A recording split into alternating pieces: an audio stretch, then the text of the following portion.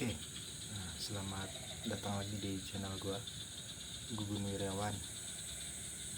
Kali ini gua mau bahas tentang yang kita udah sama-sama tahu bahwa musim 2023-2024 sudah berakhir dan begitu banyak pelatih yang dipecat oleh klubnya.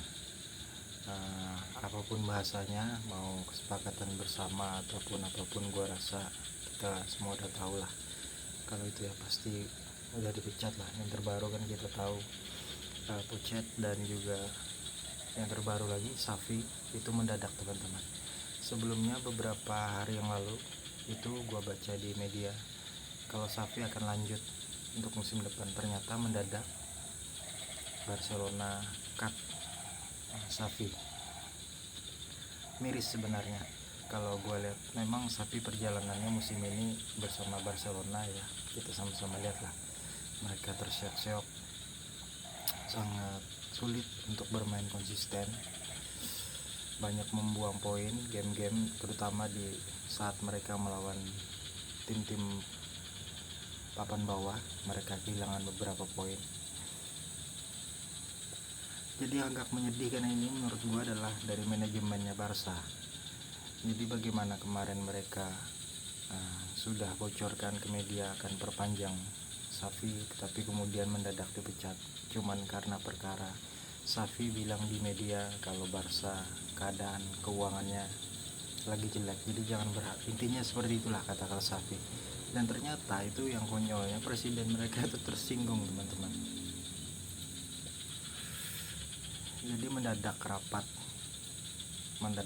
kemudian diputuskan Safi dirisenkan lah oleh manajemen Barca.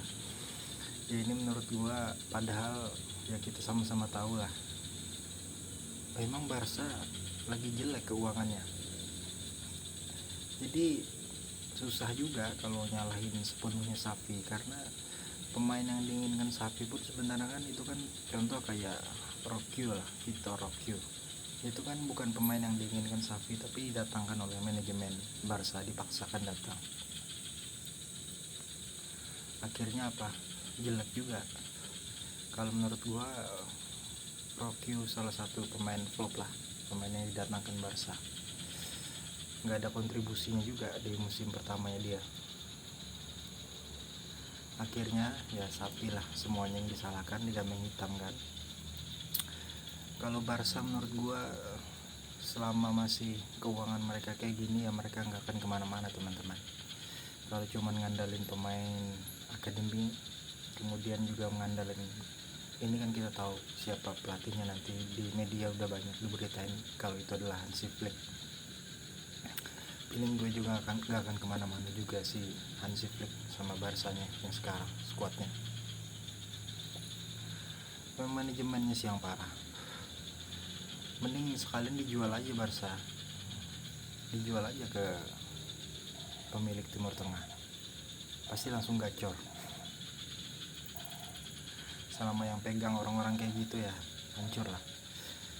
Ya cara mereka perlakukan legenda mereka itu benar-benar kalau menurut gua sangat nggak layak lah.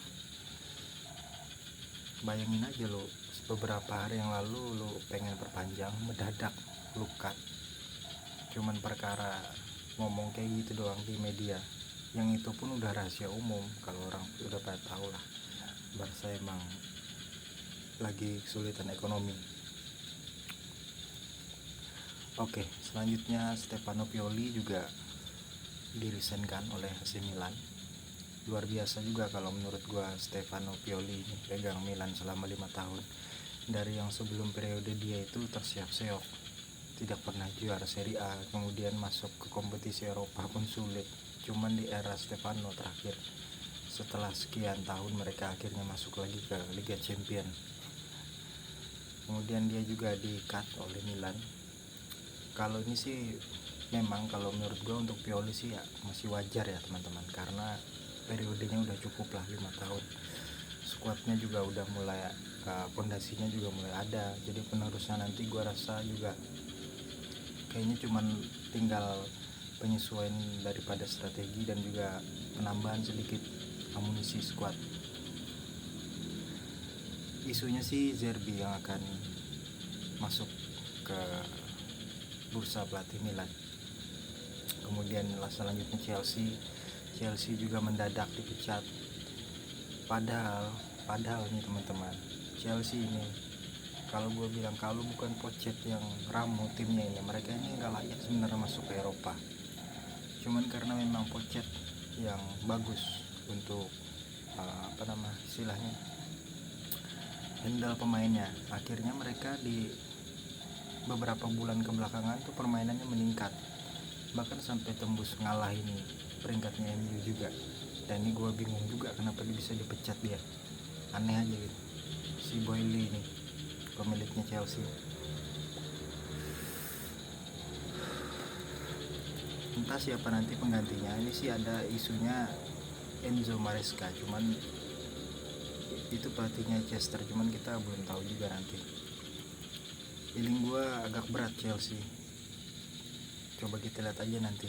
Padahal mereka dipegang Pocket udah mulai naik lah, si Modric juga pelan-pelan juga ada progres lah, peningkatan.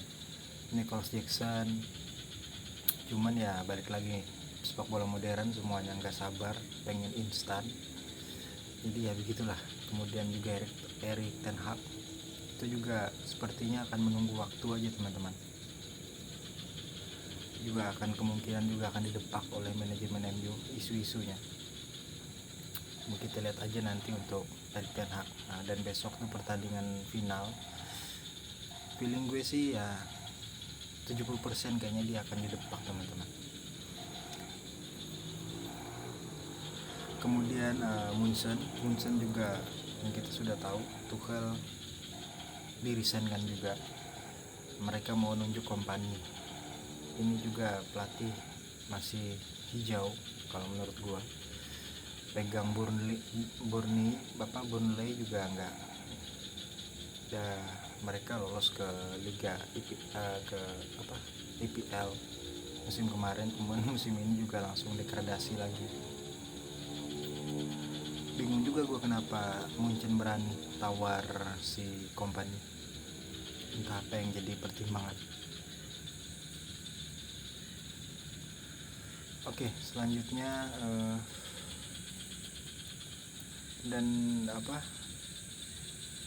Jupe juga kan pecat Allegri juga, dan itu nanti Mota sudah putus kontrak dengan Bologna, jadi kemungkinan besar dia akan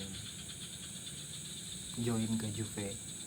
Tinggal kita lihat gimana perkembangannya. Memang untuk bursa transfer sekarang lagi rame tentang pelatih teman-teman.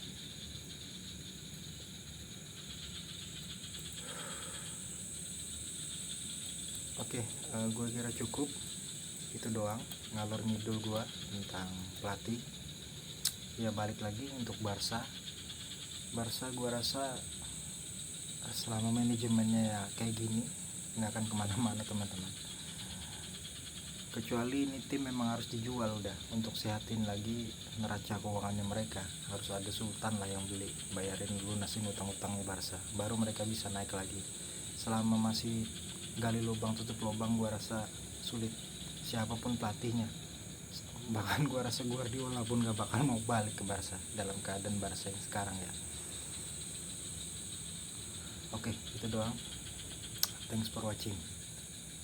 Jangan lupa like, comment, subscribe. Thank you.